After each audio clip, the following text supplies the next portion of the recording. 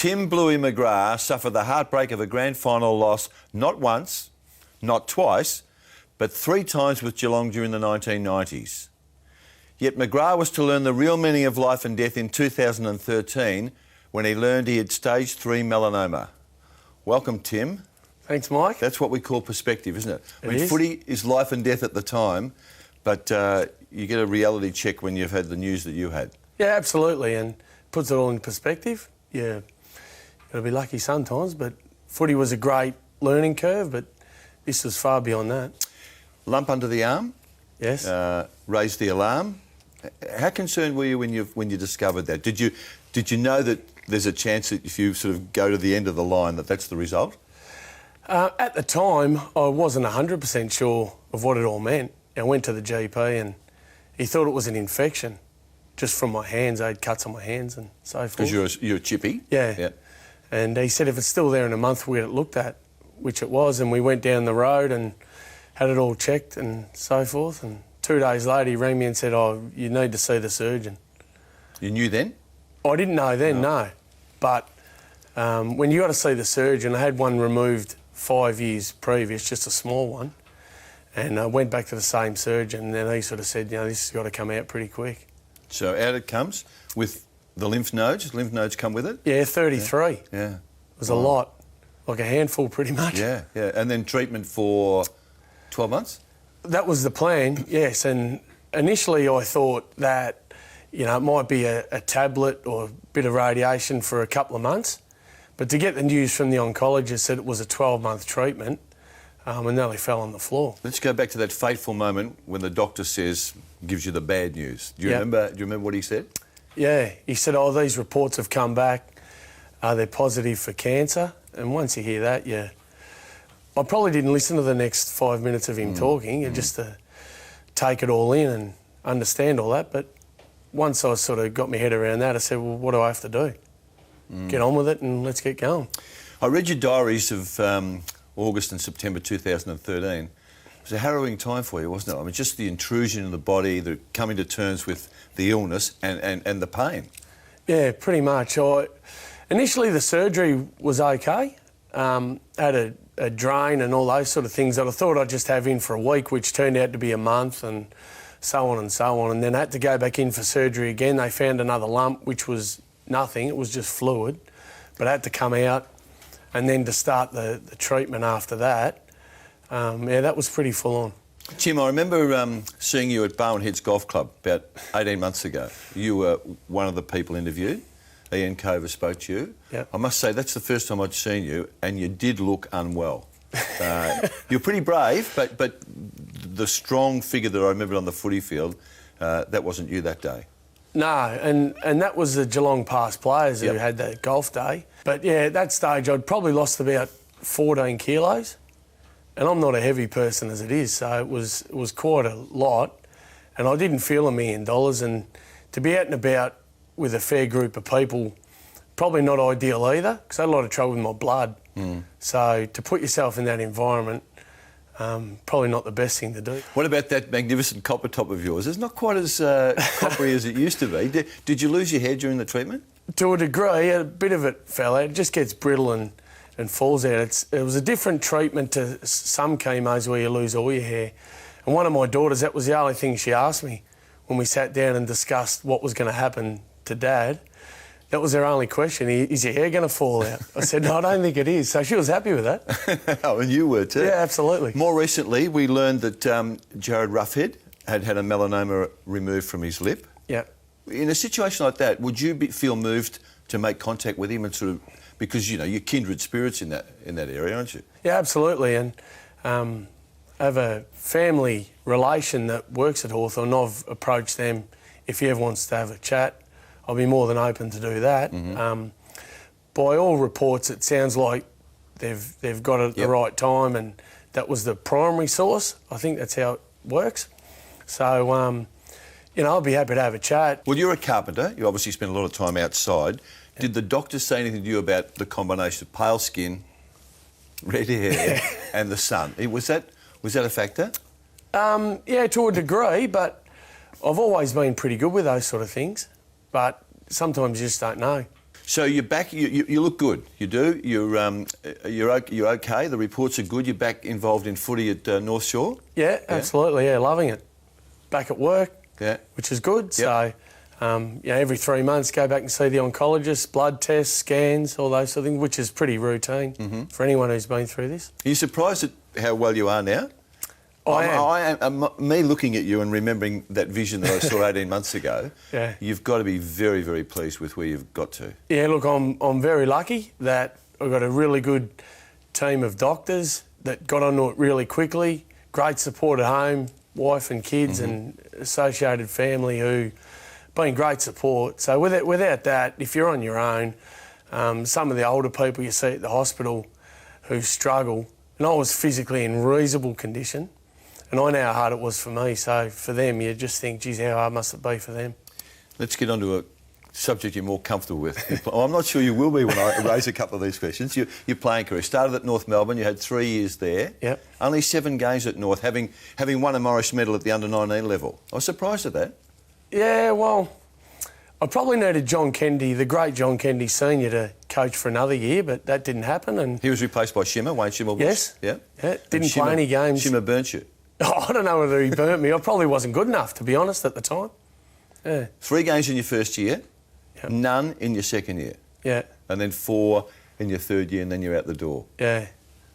It's interesting because you went on to play 220 games of AFL football and 3 grand finals. I mean, did you think that you were harshly treated at North? Because your dad had played there and you obviously had an emotional tie to the footy club. Yeah, well, we had a great time there. But at the time, I probably wasn't up to it, and I probably needed to be better at a few different areas, and that might have been the wake-up call I needed, getting delisted and lucky enough getting picked up by Geelong. But you had been to the Dennis Pagan finishing school, hadn't you? He coached you at under-19 level? Yes, for 3 years. Yeah. It can be a brutal experience being part of Dennis's teams, can't it? But every bloke who's played under him has the same view, that he could be tough, but it was also, he taught you a lot. Absolutely, and I sit here today thinking if it wasn't for Dennis Pagan in those early years, I doubt whether I would have made it, to be honest. Just with the training and how hard it was, his brutal in-your-face assessment of where you're at. It's not for everyone, but I sort of thrived on that. It was great. You changed the blue and white stripes to hoops in 1992. You're at Geelong under Malcolm Blight.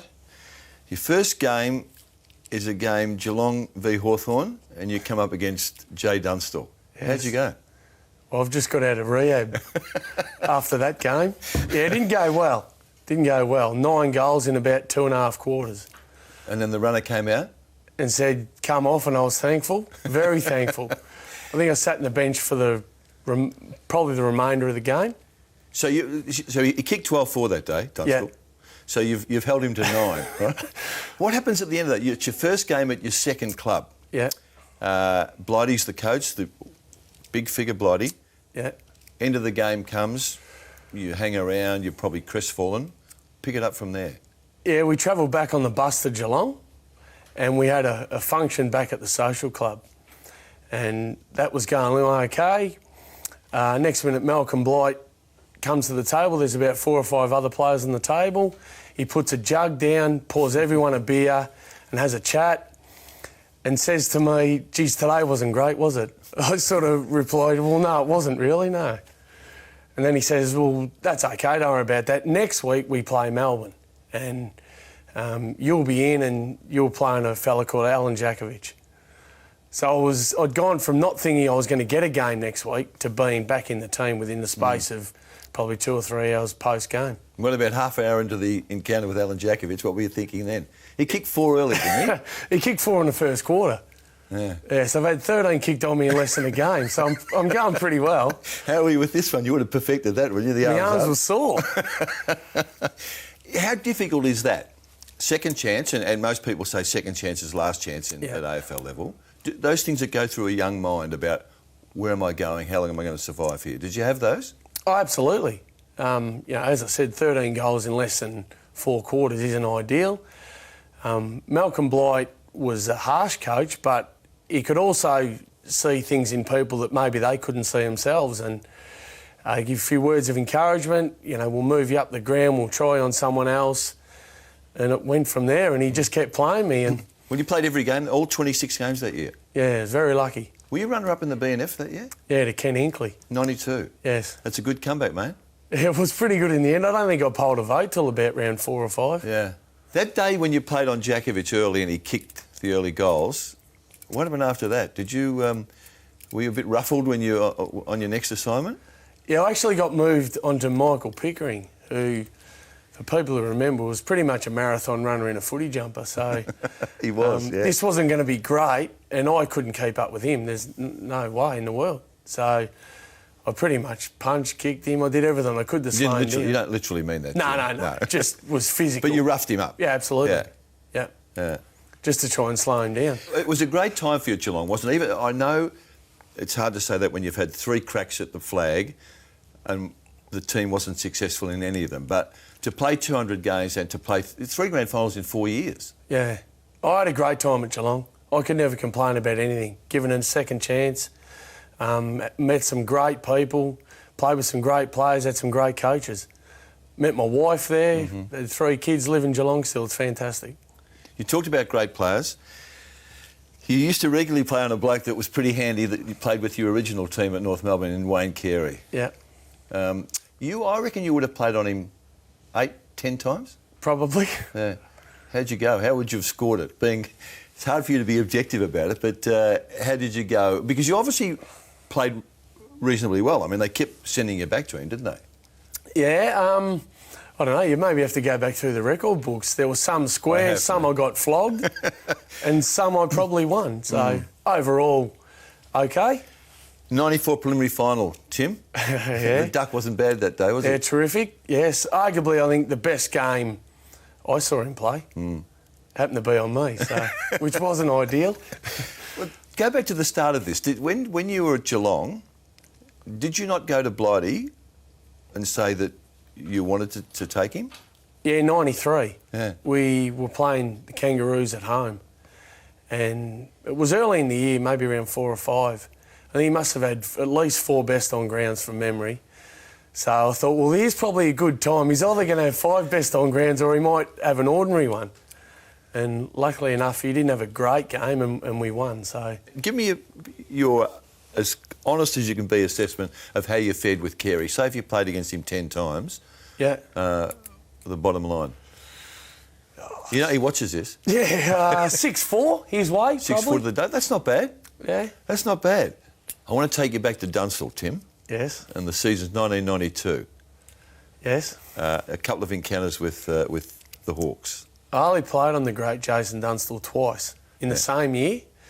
I actually hold a record that will probably not be broken. He kicked his first on me in the first game of the year and his 100th later on that year at Geelong. And a few in between. Yeah, a couple in between, yes. Yes. So where does he sit? Different player to Wayne Carey. Yeah. And both greats of the game. Who did you find the more difficult opponent? Obviously, because Ali played on Jason twice, he was an outstanding player.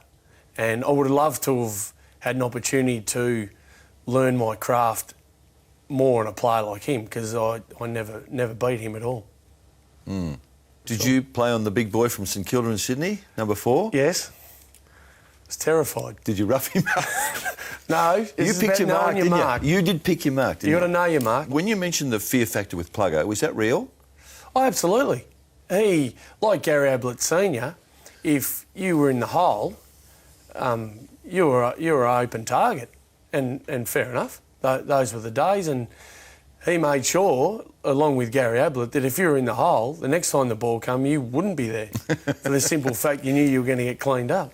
So the chopping of the arms, that's come in since you played. Yep. Do you agree with that? No.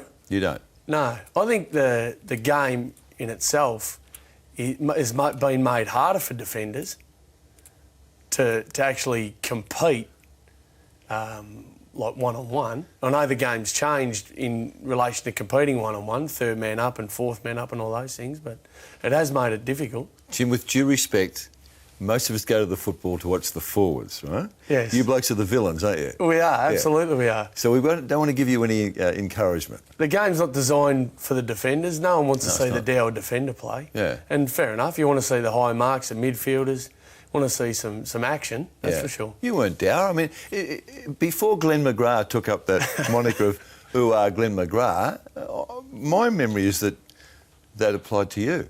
Yeah, Billy Brownless started that. When? How far back? Oh, back in the early 90s, not long after I got there, maybe. I don't know why. Tim McGrath. Yeah. He must have been thinking, what have we got here? After the first few games. I like that. When we come back, Tim, let's talk about your first impressions of the crop of kids who became Geelong's triple premiership players. You played on the best player I've seen regularly in Wayne Carey, and you played with the bloke that so many people say is the best player they've ever seen in Gary Ablett. Yep. Who would be the more difficult opponent? Oh, gee, great question.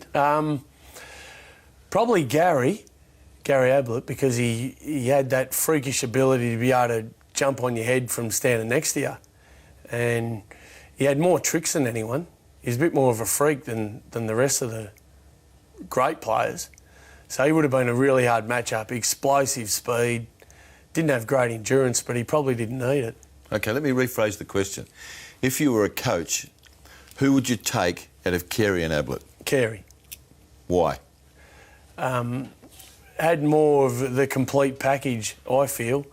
Great player, great leader, fit, discipline, played for the team. More often than not. But the other bloke was the highlights package, wasn't he? Absolutely. Yeah. When you were in your last year, 2002, you played only a couple of games that year. Yep. Young blokes like Harley and Scarlett are about to come onto the scene. Yep. That was the year of the Bali bombings, was it not? Correct. Yes. You were in Bali. Yes. That very night, that fateful night. Yes. With the Geelong group. Yep. You obviously weren't there. You stayed in that night, did you? Yeah, we did. Why? I mean, when blokes are running footy trips, mate, they never stay in. No, not real. It was pretty rare to have everyone that was on the trip in the same place at the same time. I must admit that. Whether you believe this or not, do you believe in fate? Yeah, I do. I do, absolutely. So what kept you guys... You all stayed in, didn't you? Yeah, we did. Paul Chapman... It was our last night there, and Paul Chapman had been a bit uncomfortable all day for whatever reason. At the time, we didn't probably know, but... he was a bit not himself, so we hung around and stayed with him and had a feed where we were and had an extra drink or two, and, it probably saved us in the end. How far away was the Sari Club? 500 metres. 500 metres. Yeah. And in ordinary circumstances, normally you would have been there? Every other night, for sure, without doubt. Do you remember hearing the explosion? Yeah. Yeah. Yeah, windows smashed in the hotel. At where you were? Yeah, absolutely, yes. Yeah. We didn't know what it was. Did you have any idea? Yeah, no idea? No idea. I mean, you see those little rickety old trucks driving down the street with 1,000 gas bottles strapped to the back of them. I just assumed it was one of them that exploded. That's what I thought initially. And so were you all together? Yeah. In the hotel we were, yes. Yeah, but in a common area or in your rooms? No, we were just sitting around the pool. Yeah. Yeah. What did you do?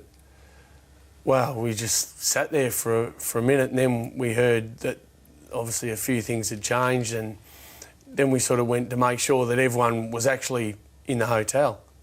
So that was our first thought, make sure that... We had a lot of young fellas there, 18, 19-year-olds, so I was the oldest there. Yeah. So the players that were involved, I mean, there were several Melbourne players, I mean, one of the Phoebes and others that were there, Mickey Martin and Jason McCartney. Yeah. I'm not sure what goes through them, and I'm sure they're haunted forever about what they experienced and what they saw. Yeah. Is there a similar legacy for you or not, or were you too far removed? Oh, we were probably a little bit removed from that, actually being in the heat of the moment, so to speak, but the thought of the place sends shivers down my spine. I'll never go back. My sister got married there. I didn't go. You didn't go because of that reason? Yeah. I couldn't... I had a young family at the time. Yeah. I couldn't put them through that, going back there. So it just weighed that heavily? Yeah, absolutely. Yeah. Talking about Scarlett, you're a fan of his, aren't you? Absolutely. You saw yeah. the young Scarlett come in, and we all know he became a great player, one of the Yeah. great players of the modern era. Why was he so good? Why was he so good? He thrived on the contest, and for a player who was key position that wasn't key position size, for him to be able to outmark and average potentially between 1 and 2 goals a game against in the most hated spot in the field for his whole career was astonishing. The 3 losing grand finals, Tim, is there one that really burns away at you? They're all not great, but probably the first one. You know, 92, West yeah. Coast. We, in the second quarter, we dominated from memory. We should have been maybe 6 or 7 goals up at half time. I think we hit the post twice, and then we probably went into half time thinking we were obviously a massive chance of winning, but then the wheels fell off. So Yeah, momentum had turned then, hadn't it? yeah, it had, yeah, unfortunately. When Geelong broke the premiership drought, 2007, Yeah. were you there? No, I wasn't. No. What did it mean to you, having experienced all the pain? I mean, Billy Brownlow sat in that chair, and it was sort of like this outpouring of emotion from Billy because of what he got so close to and never achieved. Yeah. Was it the same sort of feeling for you? To a degree, yeah. We were so happy for the footy club and all the things they'd put in place. Bomber Thompson, Brendan McCartney, all those coaches that they had at the time. What they said at the start and what they tried to build, it came to fruition in the end. Obviously a few years down the track, but then it took the pressure off us and stopped people talking about us losing 3, Yeah. which was a great thing. When you finished with those 3, do you get to the point where you sort of say, look, I'm happy not to ever get there again, for fear of what might happen? Not really. No. I thought, you look back now and obviously it comes up a lot when you talk to people about footy, about the 3 losing ones, but I look at it and say what a great opportunity it was. There's a lot of great players that have played this great game of AFL that never ever had the chance to play in one. That's true. And we played in 3. What did you learn from Blighty? Everything? Everything, yeah. Everything, yeah. The Geelong blokes are consistent in this, that they laugh at the stories and his antics and his innovations, Yeah. but there's a reverence for him, isn't there, for the impact that he had on them as individuals and as the footy club in general. Yeah, you learn about yourself as a player, but you learn a lot about life and what that had in store for you once footy was over and just the little lessons. Some things he said at the time didn't make any sense at all. But 3 weeks later, something had happened in a game and you'd go, geez, that's what that meant. I want to ask you about the difficulty that so many players have when they leave the playing field and go into the commentary box. You're at K-Rock. Yes? What happens when you see something on the footy field that you know deserves criticism? Is it the player union that sort of prevents you from talking about it, or are you brave enough to do it? Oh, no, I'm happy to pot blokes. You Not are? pot blokes, Yeah. but if... But call them? You've got to call them. Yeah. Absolutely you do. I think people are at home or in their cars listening to us on the radio. They want to know good, bad or indifferent, whether they follow Geelong. We obviously do predominantly Geelong games, but if a Geelong player's not playing well, you can't sugarcoat it. They're not playing well, You which live has in been Geelong. rare. You live in Geelong. Yes. Everyone hears criticism, Tim. They may not hear it firsthand, but they'll learn about it. Yep. Has there been an occasion where a bloke that plays with the footy club you play with has challenged you about something you've said? Not a player as such. Maybe a parent. A parent, yeah. Yeah, absolutely. And that's okay. And got into your face? Was it? Oh, and it wasn't like that. It was just, you're potting my boy. I said, well, I had every right to. What he did in that situation wasn't great. And he's played for a long, long time. He needs to be better than What's that. his name, Tim? Where's number 20? Number 20? Number 20. You took number 20 on? No, I took number 20 on. Stevie J's a great player. Yeah. I love Stevie J. What did you say about him? At the time, it was a game this year. And he centred a ball from the half-forward flank on the left foot to centre-half forward against the Gold Coast, which, you don't need to do that. And they took it back down the other end and scored. So what is he doing? You got to be better than that. So that's how you said it? Yeah.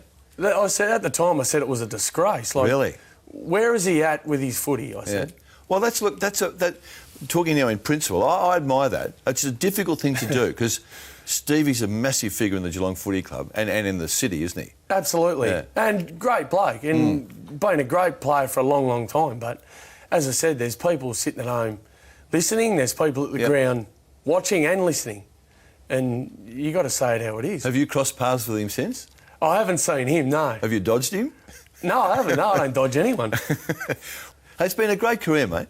I mean, for someone who left North, having played 7 games in 3 seasons, and had such a nightmarish start at Geelong, you're entitled to feel really proud of what you've done. Yeah, look, it was fantastic. I've got no complaints, and just about when I was out the door to playing that premiership in the VFL in 2002 with all those kids, and I was lucky enough to be captain, and Ron Watt was coach. We had a great time, and those kids are fantastic. Who are we talking about as the kids? Bartel, Johnson, Ablett, James Kelly, Josh Hunt, Paul Chapman. Did they all listen to you? They were all good players. They didn't have to. They were terrific. Who surprised you out of that crop? You've seen them come in as kids. Yeah. They've all got talent, obviously, because they've been drafted. Who's gone on and you look back now and sort of say, look, I'm not sure I ever thought he'd get to that level? We all thought they were going to be good players, but we didn't think there'd be triple premiership players, 2 Brownlow medalists, 2 Norm Smith medalists out of that team. Probably Gary Ablett. At the time, he was quite lazy and didn't do a lot of work. The blokes who were around him say the same thing. And he was sort of like this unfulfilled talent for a long time, wasn't he? Playing small forward, looking like he was going to become a player. But there was a moment, I think, 4 or 5 years in, where he obviously decided, because the blokes had told him, that he needed to pull his finger out.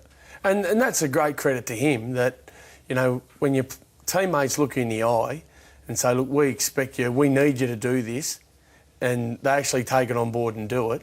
I have a lot of respect for people like that. Hey, Tim, I'm really pleased to see you. The first time I've seen you since you didn't look as well as you would have liked to. Great that you're so fit that you're back in footy training and back on the tools. And I look forward to seeing you in 10 years' time in even better nick. No, I look forward to it, Mike. Thanks very much. Tim. Thank you. This has been a Fox Footy production, part of the Fox Sports Network.